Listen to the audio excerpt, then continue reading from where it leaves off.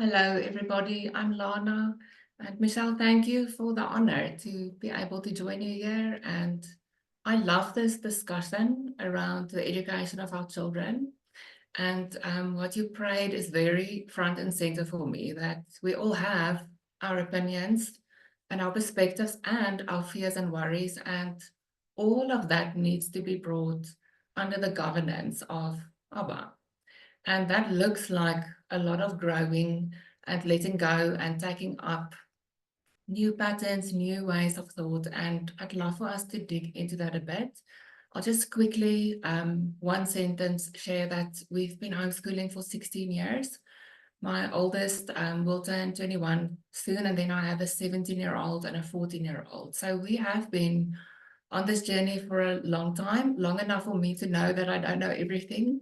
And I can see how the older my children get, the more I'm learning from them, because they have now grown up. They've been incubated in mindsets and perspectives on life that is so different than what we grew up with. And there's fruit on that. It means something when you bring a different way of learning to your children than what you were exposed to. And it's an interesting journey for me because, yes, I'm training them up, my husband and I, but also, yes, they are teaching us a lot of things. And there's a lot that you could add to this discussion that I would learn from. So I will be sharing today, but we are doing this together, actually. The questions you have, the discussion points you raise will pull from me what you need. And I'd love to hear a bit, maybe even just in the chat. What is it that you hope to gain from this time? Because it's your time and it's precious to all of us. So I'd love for us to really connect with what it is that you need today. And my heart for this time, the reason I said yes to this is that I'm hoping, I'm trusting that you will connect deeper and more sure and more almost in the bull's eye with that flame from Abba that is burning in your heart for your children. You carry wisdom for your children. There is a flame burning for what does this need to look like for me to steward children well in the world that we live in. And I'd love for us to unpack together, what does this look like to be faithful in our generation and with our stewardships towards our children. Okay, so that that means you need to use or lose what I share. If something connects with you, run with it and pull on that thread. We can go anywhere in the discussion. I don't want to do all the talking. And if there's something that you don't agree with or it doesn't sit right for you, then you just lose it. Okay. Because you and the Lord is working out what things need to look like in your home. And that is amazing. It's exciting, actually. Okay. So just briefly, I thought of that scripture the whole time when I prepared for this, where Yahweh says that he, the spirit of Elijah, turns the hearts of the fathers to the children. And then the children can turn their hearts to the Father, all of our Father. So I feel like we live in a time where we can really see that in the earth, how fathers are turning their hearts to their children. And in terms of their education, this actually looks like very specific things that we can talk through a bit. So in the first session, I'd like to share some principles that we can use in our decisions for our families. It's a bit of history, a bit of larger global context that can feed into the framework you are creating for what does it even mean to educate a child. And then in the second session, we can dive into some of the details, some of the ingredients, if we can put it that way, needed to educate appropriately. Is that okay? All right. So family is the blueprint that Abba gave for life on the earth. It's the vehicle that he gave for us to build and master things in the earth and bring the kingdom as we go. So built into the everyday life of a family, all the messiness, all the noise, all just the ups and downs, built into that is an incubator to prepare children for life. So practical wisdom would be to unpack this and align with it intentionally so that you can create momentum for your children. So that unpacking of how do you do that is something we'll get to. But in this first session, let's make the picture big. I want to say a few things from history and about this generation, and then our stewardship in light of that bigger picture. So I want to pause actually quickly and ask you, what is education as far as you are concerned? How will you know? When will you feel you've educated your children? How will you know these kids are now educated?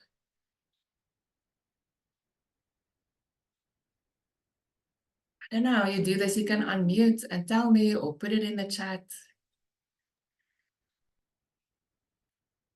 Is there anyone who wants to give it a go?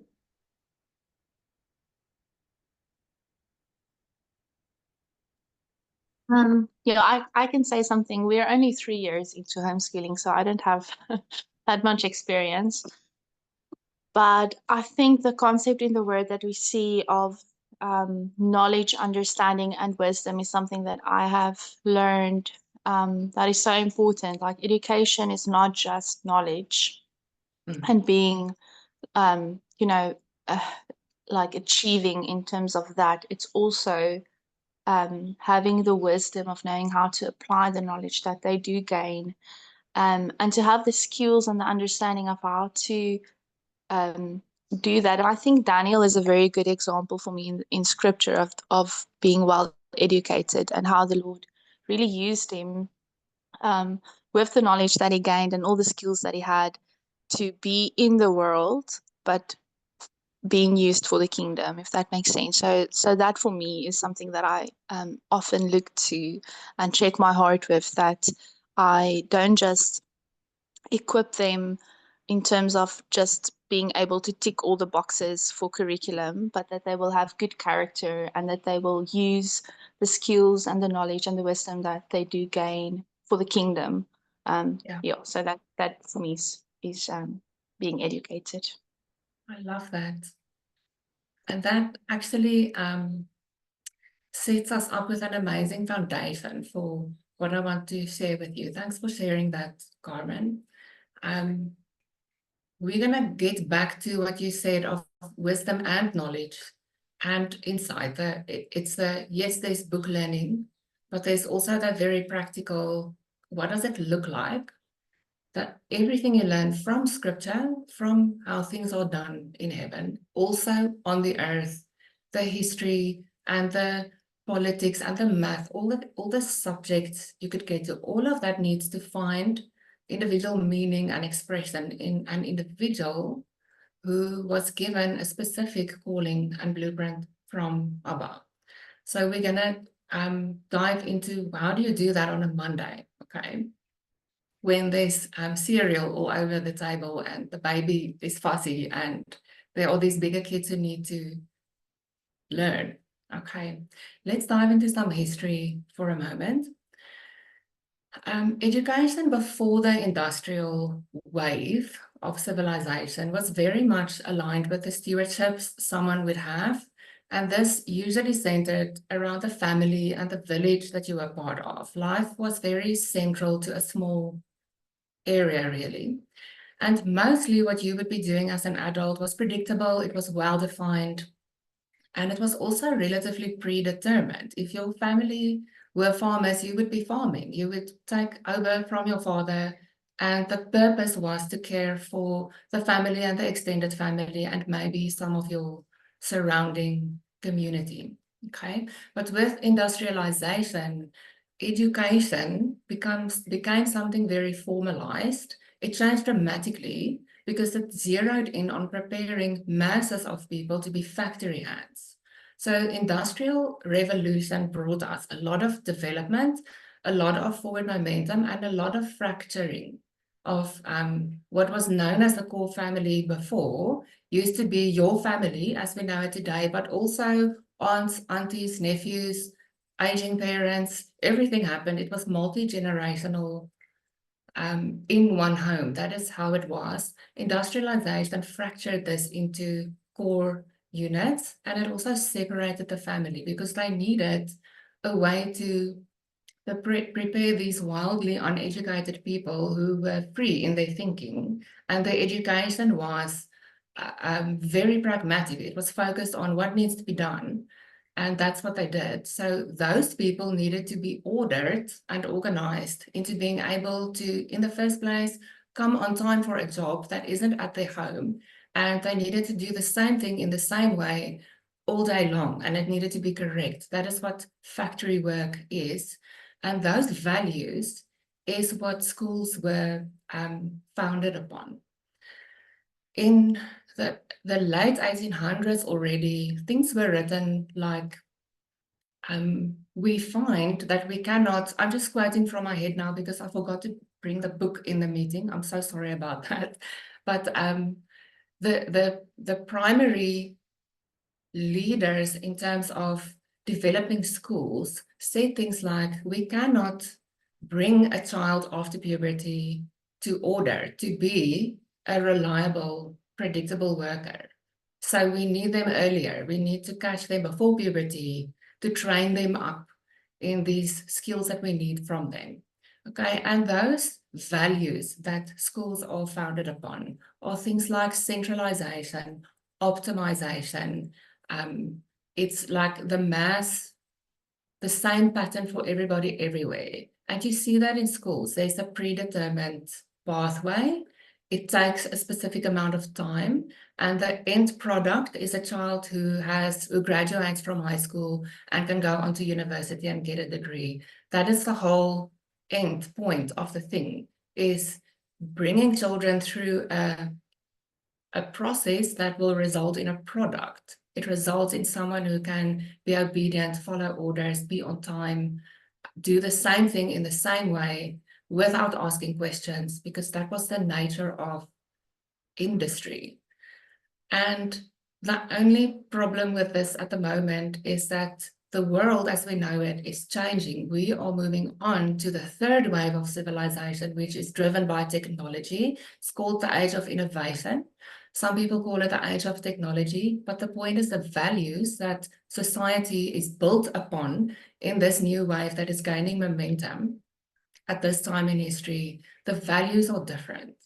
If you are obedient, on time, do your job as you are told, and that's it, you won't make it. You won't make it. Even now today, people don't make it in careers if that is the be all and end all of their skill set and their soft skill set. Okay, so schools as we know it today are still founded upon these industrialized values, and that is the problem.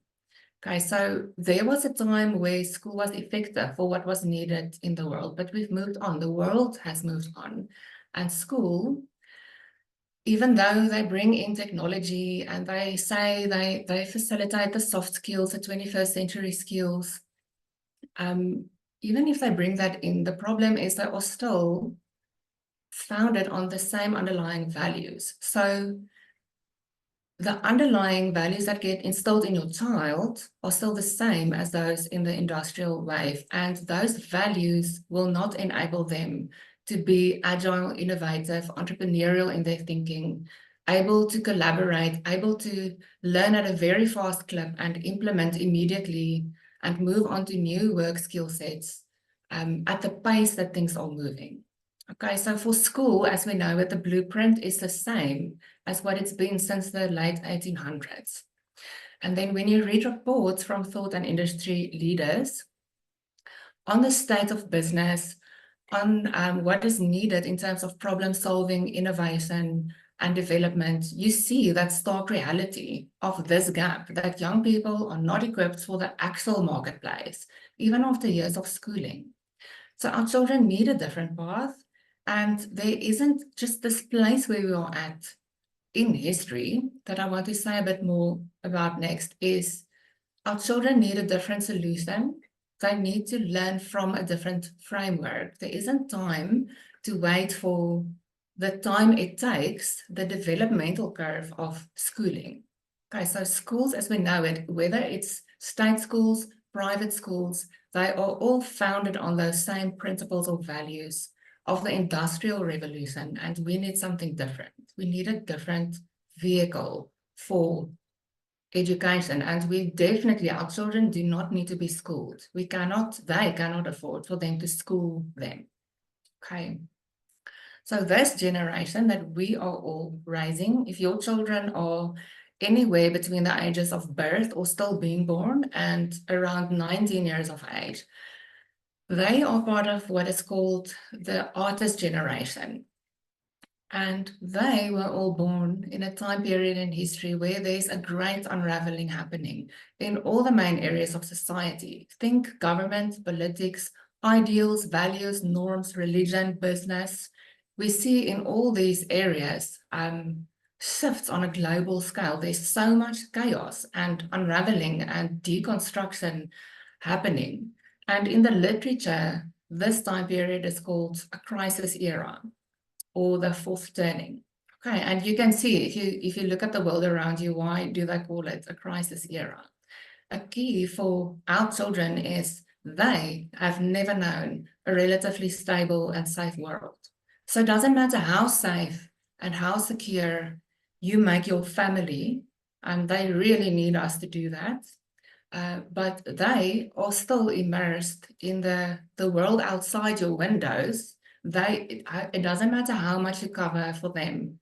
They breathe the air of the era that they are born in, where things are very insecure. They grow up feeling in their bones the world is not a safe place. Okay. So on the one hand, they need us to cover for them, and on the other hand, they need us to press a bit on the things that get instilled in them as a generation. Okay. As a generation, so this is a generalization, but see if you can notice some of this. This is a really quick summary. I did a longer, more thorough, detailed session on this that I will share with you. It's on YouTube, so you can find it there. It's worth clicking on that. We don't have time today for the whole. I'm giving you literally the summary of that. Okay. As a generation, our children are risk averse. They're not super ambitious. They want to collaborate. They want to make sure that everyone is happy, that things are fair.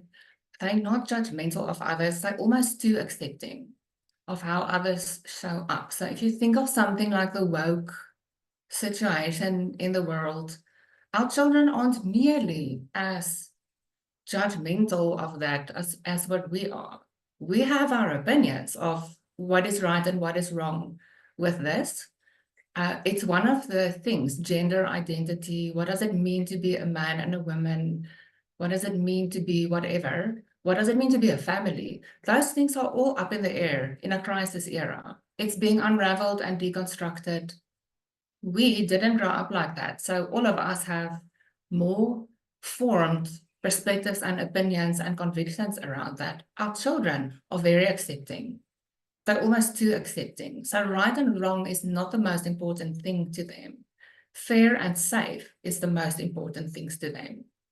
Okay, so they already carry in them other values than what we were raised with as their parents. They don't trust themselves because they are always surrounded by adults hovering. Because they grow up in this really unsafe world, you have to kind of cover for them a bit more. They can't be all over the show like how I grew up. My parents never knew where I was. You can't raise them like that. But the downside of that is that they don't learn to trust their own judgment. And that is why they are risk averse. It's because there's always an adult knowing better around that they just defer to. There's a big clue there for our parenting, something that we need to find ways to instill in them. Okay. They're not very good at failing. It's not something they're good at. They're not good at making mistakes, having a failure, and then getting right back up and trying again. But they are perfect for what will be asked of them as adults. They will need to redefine business, politics, education, and what they rebuild in their adult years is how life will flow for the next almost 80 to 100 years. Okay, so this is a massive ask. They're going to carry a lot of weight as adults. And how we steward their education and those frameworks that they are able to see from, learn from, build from in their lives, that will play a huge role in how well they can stand up under this pressure that they will be under. Okay, so our stewardship in all of this, if you just think of the traits I mentioned now, there are more, but those are just a nutshell summary for you. They sound negative, don't they? They sound a bit like, oh dear, what are we doing? We're raising snowflakes. And it can be like that. They can be negative if our children just go through a system where the values drive characteristics like obedience, submission, working for external rewards, because they already come into the world predisposition to follow orders and do what you tell them, because there's little risk in that. And they can please everybody when they do that, and they want to do that. Okay, they're not very ambitious to kind of cut their own path in life. All right, so can you see how if you put them in a system where the values instill even more of what they already carry inherently because of the time they are born into, how that is not maybe the wisest way to equip them and strengthen the places that need strengthening so that they can bear weight when they are adults. Okay, what they need is inspiring examples. They need mentoring, not so much teaching and spoon feeding them a teacher-focused next step, next instruction. They need mentoring, they need coaching, they need hands-on learning so that their confidence to try and fail, to take risks, to step up into leadership capacity can develop. Okay. They need freedom and responsibility, not 5 million instructions. But what we need to realize is that these values of industrial schooling, if you think of school and when do you feel a child has learned something, there has to be a report, there has to be a worksheet, there has to be a curriculum and a plan for it all those things. And then how do you know they learned? How will you know your child has learned something? All those things, our frameworks, our lenses that we look through at this topic and every other topic that we can talk about is the values of industrial schooling, because that's what we experienced. And that is how your subconscious scripts form, is by your experience in the world. And that subconscious script drives your life. It's not your opinions about things or even your beliefs about things. The script that got embedded in your subconscious is the rules that you live by, and that is what you will perpetuate in your behavior, because things look a certain way to you based on that lens that you have in place. And it's crucial for us to realize our scripts are aligned with industrial revolution values. Doesn't matter what your opinions are now, your script, that is the driver for your choices, decisions, your emotions, the choices you make, what you think you see in your environment, and the problem solving that you bring to the table. All of that stuff is drawn from the subconscious script aligned with industrial revolution values. So this is something to be aware of, is that even if you decide to homeschool your children, you need to know that you will have to rewire these scripts. Otherwise, you are going to duplicate schooling at home, in spite of your desire and your conviction to do differently. The real work of stewarding the education of children and giving them a framework that will be usable to them is this. It's making work of our own internal scripts. And I can tell you that that takes a moment. It doesn't happen just because you decide you want it to be differently. Okay. What I just said is that is the part that is difficult about homeschooling, really. If I look over all the years and all the ages and stages and all of the things, this is the thing that is difficult. This is the work we need to do and keep doing so that we can establish other patterns for our children. And then I want to end, then I would love to hear from you. Authenticity, if you hear the word authenticity, this is something I've been thinking about, and my husband and I have been processing a lot about this word, authenticity. What does it mean to be authentic in the world? And I want to share this with you. It's just where I am in my process with where I am unraveling and rewiring scripts, is that authenticity is not just being real or truthful about your emotions and your experiences, but it is to be according to your unique design, and to flow and to do and to work and to learn from there, from that place that is true of your being. How did Abba create you? He wove you particularly and specifically from the beginning. So being in alignment with that way of being, who you are and what you carry and how it comes out of the world, that is authenticity. And that way, if your way of being in the world is aligned with your authentic blueprint, your own unique one, that opens up interior and exterior resources and opportunities to be fruitful on the earth. And that is what honors Abba, because you're agreeing in your being and therefore in your doing with what he designed. Do you hear how different that is from coming to a load of externally decided, external requirements, hoops to jump, boxes to tick. And then when you have achieved all of that, what are you then? A fruitful, productive member of society. That is a very small view of what education is actually for. What if education was to preserve and protect and nurture this authenticity in our children, even while you are finding ways to heal and reclaim that authenticity for yourself? What if that is what education is about? Because from that place, what becomes possible for you to do, the energy and the drive and the resources within yourself, and that you are able to generate around you, to do good in the world, to build well and to steward well, that is a massive, powerful generator for partnering with Abba in the earth. If you, as opposed to, you've ticked 7 million boxes, but you lost complete track of what is your authentic design. So you are always pushing against the current of who you are. So this is what I want to offer you, just a thought to consider, and I'd love to hear your thoughts on it, on this, is that finding our way to authenticity and learning the wisdom practically to protect that in our children, that is their best bet, to be prepared to carry their callings as adults. Because to me, when I read in the literature, what is it that they will need to carry? The rebuilding of society, that's very heavy. That is a lot.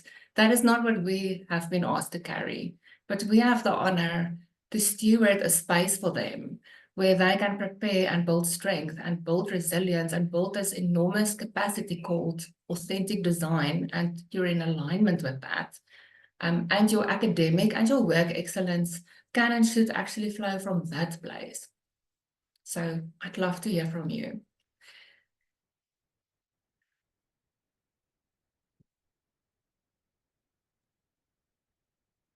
I also want to encourage just everyone.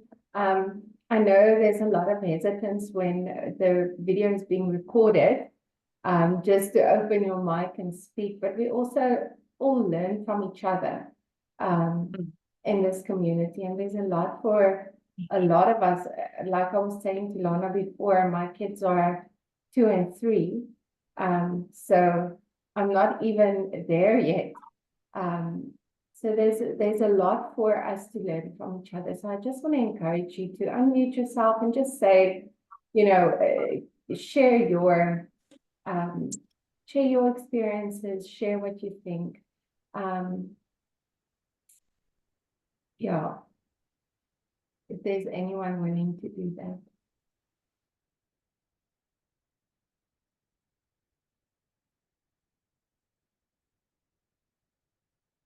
You can also type if you have a question or you want to share a thought. Maybe there's something you disagree with or you have objections like, but what about this or that? If you don't want to talk, you can throw them in the chat. So I'll read them aloud then so that it is part of the recording. And then we can take it from there.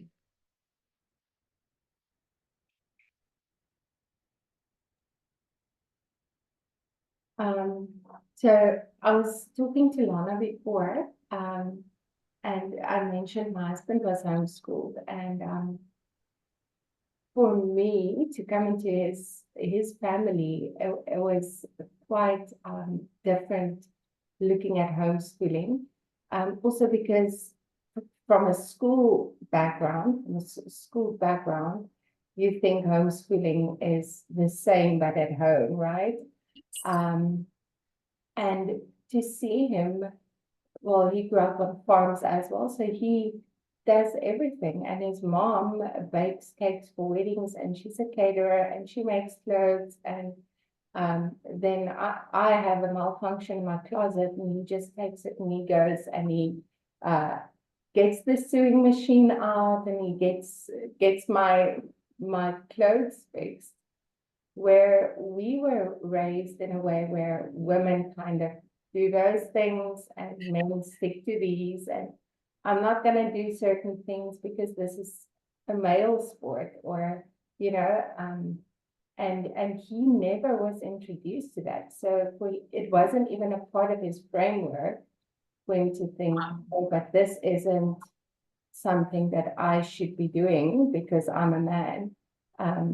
But it was just something that he was able to do and has been doing it. So I think for me that really stood out, like your blootstelling, what is that?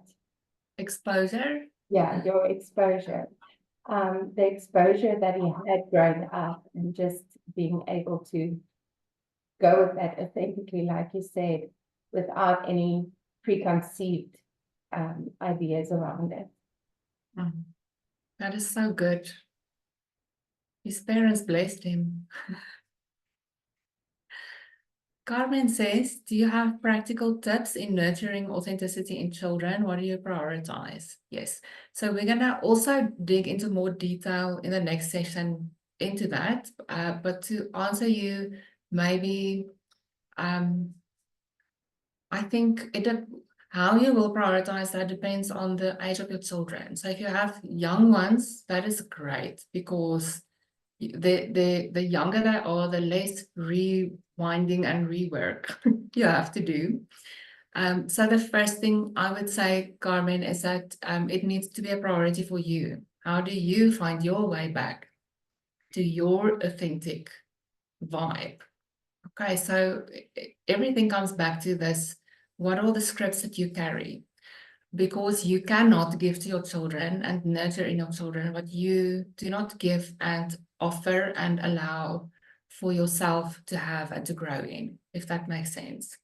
So young children find this easier than what it is for us. If you think of young kids, babies, toddlers, really, if you give them free range, this continues until closer to puberty. Young children will play. And they will throw their tantrum. If they're mad or sad or hungry, you will know about them. So they don't hide needs. They don't hide desires. Okay, so, and they're always playing. So play is a very protective, equipping place to let your children hang for as long as they need. And there is an enormous amount of research done on the benefits of free play. The definition of free play is that your children play without adult interference. You just interfere when you see someone's life is in danger.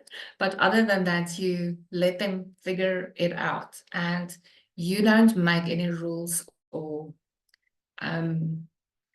frameworks for their play. You let them do their game. And if they need you for supplies or they want your kitchen equipment outside, you see how you can make a plan to facilitate so that they have what they want, what they can think up for what do they need for this game that they are facilitating for themselves. That kind of play is an incredible way to nurture authenticity, because they will push themselves, they will push their own boundaries, they learn. It's the primary vehicle our young children learn. So I would say, just on a practical note, if you homeschool, if your children are under the ages of 9, calling them to come and learn from a book while they were playing is unwise, because they were already learning in the way that is best suited to their developmental stage. So I will say more about that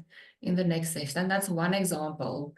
The other one has much to do, I think, with how we discipline children, the way we weave them into the norms and values and behaviors that is needed. The way we do that clicks back onto normal development. If you will learn about the normal developmental unfolding that a child does, and you will honor that, if you work with that, and a few other things that I'll mention in the next session, then you have a really good strategy for discipline that is not top down or heavy, or push them into places where they have to shut down what they carry and how they flow, so that they can please you, if that makes sense.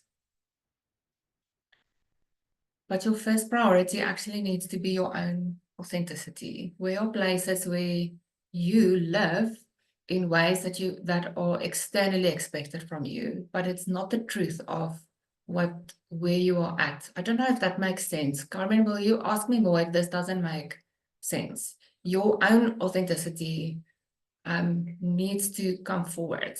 For an example, I'm not an A-type go-getter, conquer the world kind of personality, even though I was raised to be one, because I was raised by parents who totally believed women should have that freedom to have a career and pursue their dreams. And to them, that didn't include being home with my children. That's what I want, is to be home with my kids. That's not very ambitious in the framework that I've been given since school. Okay, so I have 2 degrees and more postgrad certificates and whatever's, and all of that study enables me to serve other families and serve my family. But what I want, my authentic, what I want is, I want to read with my children and paint something, create beauty around me, and support the people around me. That is my authentic flow.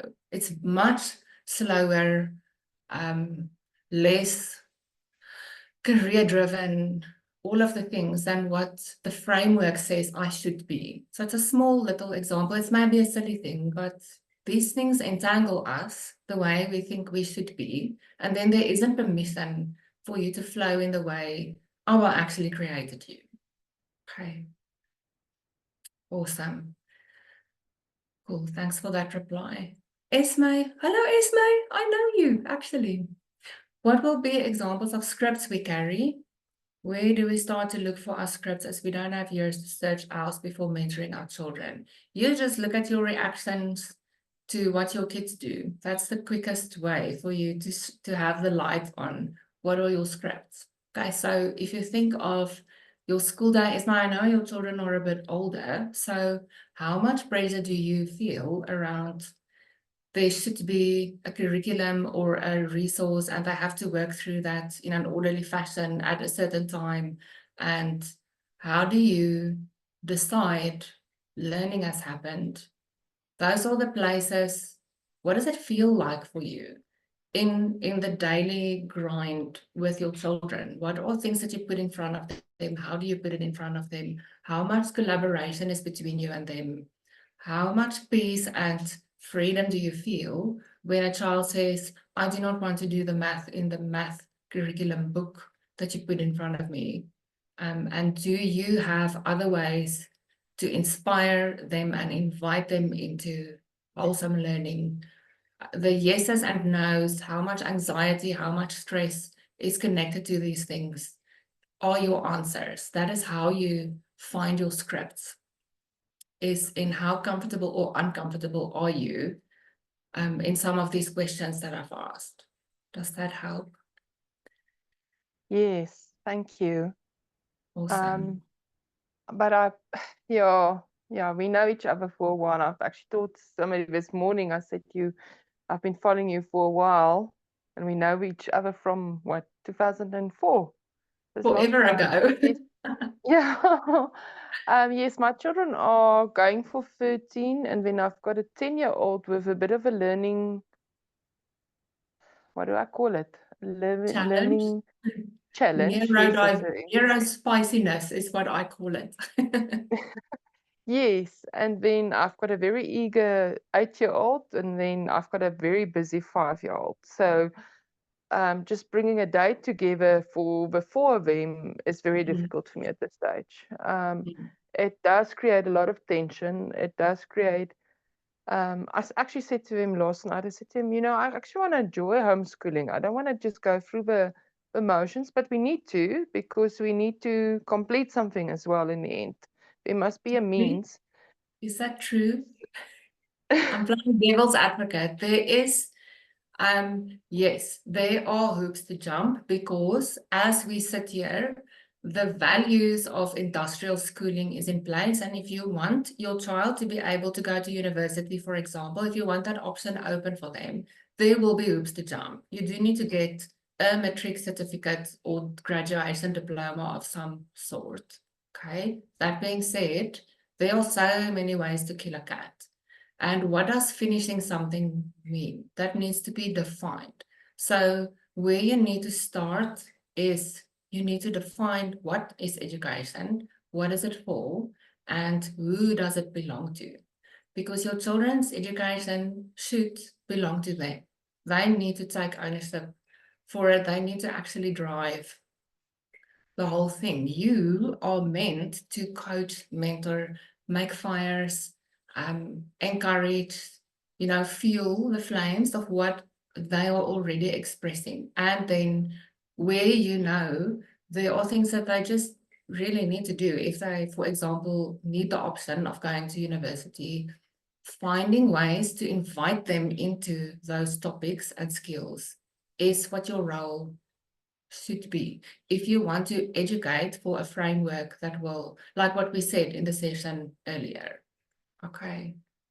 So there's a lot of actually sitting with some of the drilling a bit deeper into your own layers, answering some questions for yourself.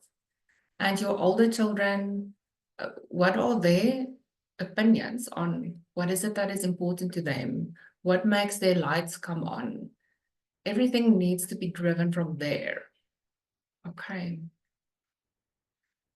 Yeah, I do understand that. I think for us to be, I don't want to use the word successful, but I'm going to use that in this. We all need to cope.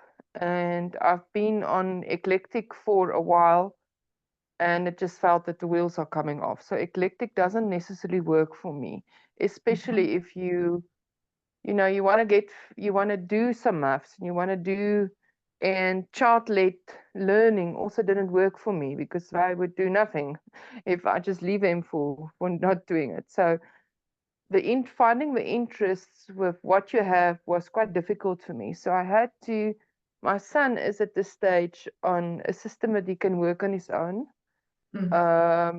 which is good, but it also leaves room for him to play around if he just doesn't feel like it. And so I don't have the position where I feel he's taking responsibility for what he needs to do and what he wants to do. And then as I said, with my challenge child, we've been through a year through integrated learning therapy, just to get her reflexes integrated. So we're in a point where we've had integration. Just to give a bit of a background for others, because I know there would be lots of other parents also going through this. And then going through this, I realized that there's lots of my reflexes also not integrated. So there I had a bit of a realization, and I could start working on that. So I'm also going for integrated learning therapy. That's good. Yes, and hers is now at a place where it's integrated, but we need to start with remediation now, so that your so her autoimmune system can cope with it. Going Yeah. through a process where it's easier said than done. That's what I'm saying. Is Yes. where my 8-year-old is on par, she's doing what she wants and she actually wants to learn. She's there first thing in the morning and she puts her books down and she wants to work. Where the rest I feel sometimes it's a bore most of the time, and it's me suffering at the end of it. Yeah, and I'm a very academic person. And because I'm my firstborn as well, I'm a very goal orientated, or we need to get stuff done, or I don't want to get into trouble. Yeah. Firstborn is more pluggy than they. Yeah, so it's definitely not easy finding that midway of doing things, and I don't think, as you said, our schools and our systems and where we are going, it's easy. It's easy if you've got children that's over 15 and there's no legal requirements. It's being forced on you because they going over that area. But us, that's got children that still needs to start. I mean, I've got a grade R next year. That's required now to be schooled. There's lots of admin that now needs to be processed, and I think bringing the heart and as you said, the heart and the requirements together it's not as easy as it looks or it sounds. Yeah. So the measure of difficulty this carries for a mom is related to the internal scripts, Esme. It all lives there because your structure comes from there. Your ability to problem solve, to look for different ways to do things, everything comes from the internal subconscious script. There's no way around that. And that being said, just remind me of the age of your eldest. I know you said, but just please remind me. He's turning 13 in December. Okay, so if I listen to the ages of your children and the places where you bump into them, then my question would be, are the resources that you choose actually aligned with their developmental phases?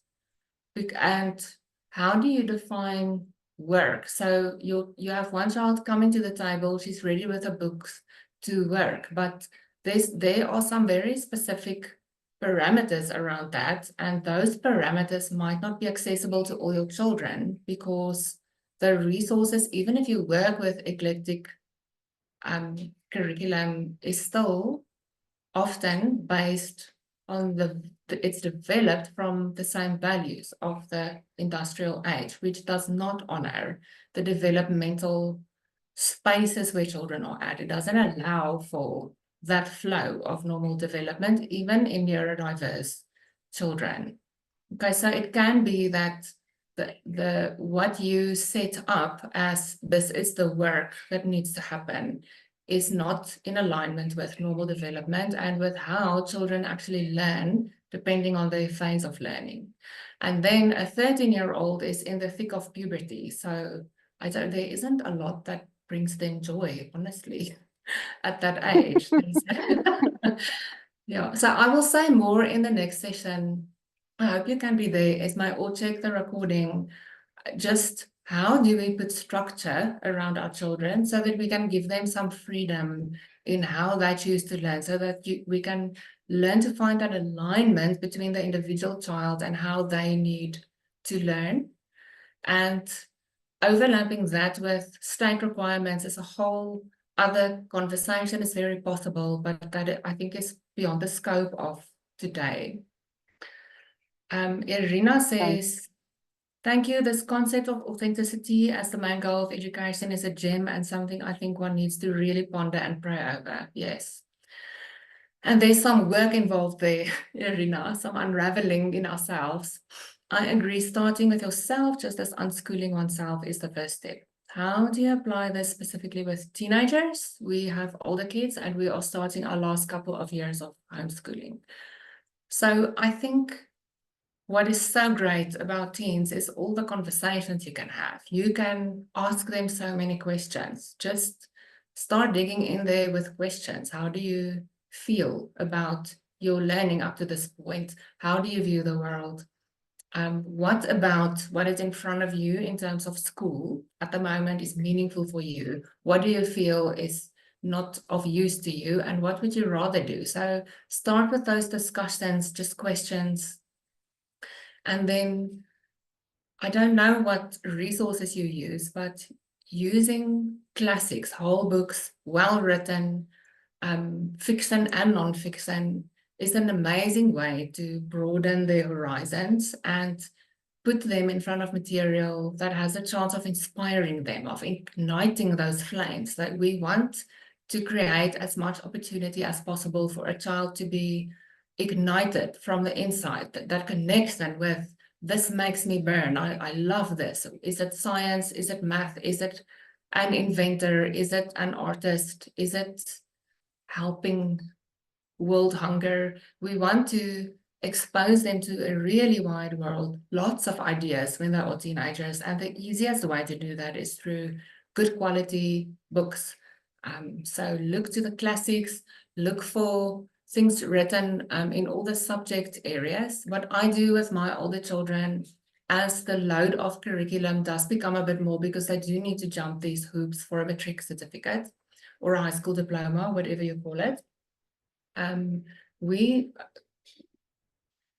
offer them the option always to put the curriculum is just a spine. They can always rather read a book, a whole book from a scientist or a mathematician or a whatever the subject is. If you let them read whole books into those areas, and great if you can read some of that too, so that you can have some discussions. Discussion is a powerful, powerful learning modality for teenagers. It's very much part of how you help them build a worldview that can withstand criticism and contradiction, is through discussion. Okay, it's much more valuable than writing a test, actually. So I would say for teenagers, we need to not lose sight of the real goals of education, and we're going to dig into that in the next session also a bit more. Okay. Yes, awesome. Reading, did you know that if you read 5 books written by subject experts on any topic, you are probably better educated than someone with a degree in that topic? Irina, did you know that?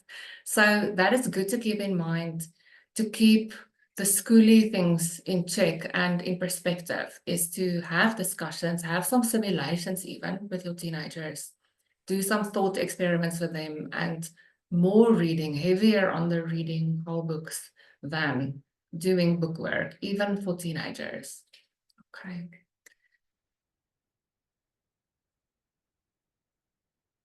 Esma, did you, well, okay. Awesome. Michelle, I think that's me for this session. I see we're also within the hour that you set for the meeting. Do you want us to continue with some more talking, or shall we come back in?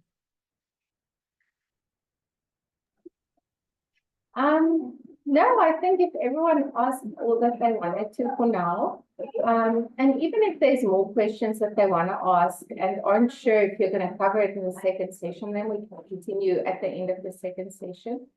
I'm very loose on time. I don't care if we go over an hour. You know, if you have the time to, I don't mind it. Honestly, if people have questions, and it's better for them to be answered. So if there's anyone who wants to continue in the second session, and just first, you know, make sure they're not asking questions that you're going to cover anyway, then I think that's a good idea. Then we can end here, and just meet again in an hour. Just take a quick breather, get a cup of coffee. Yeah. Awesome.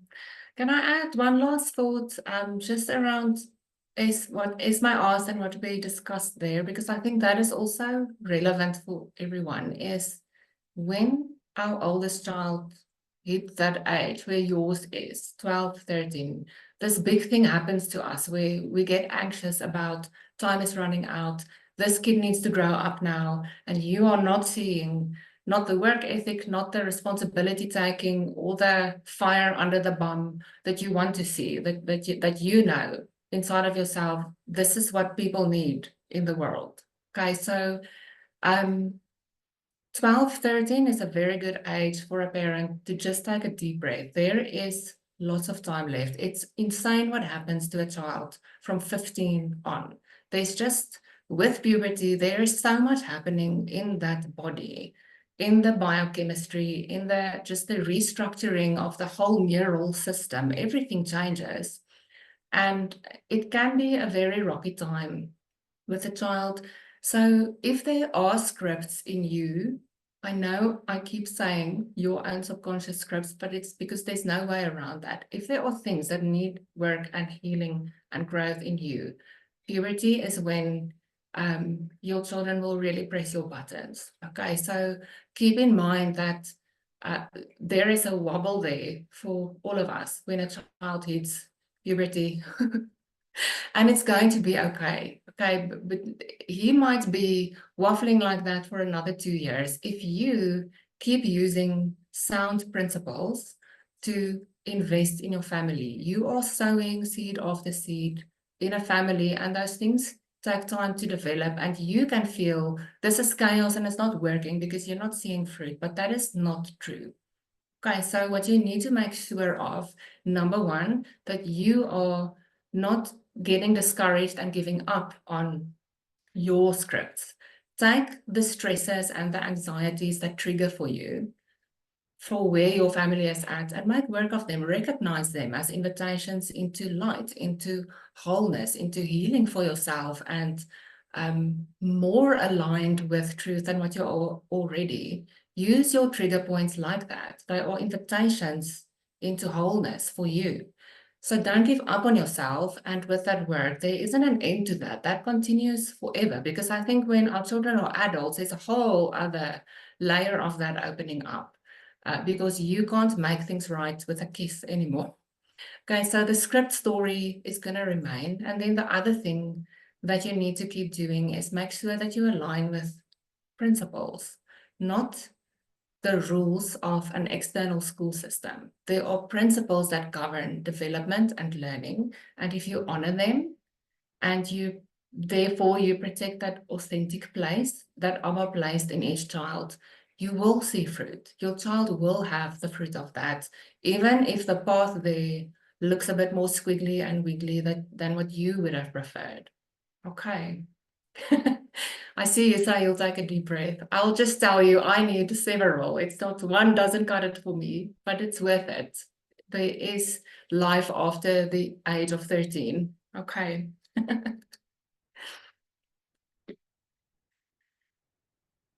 Yes, that's a beautiful scripture. Yeah. Okay, so I think we're ending there. Thank you so much, Lana. We'll see you all in an hour. I've shared the links online, so yeah, I'll post this to YouTube in the meanwhile. So if anyone wants to share it with someone specific, we'll see you in an hour. Thank you, guys.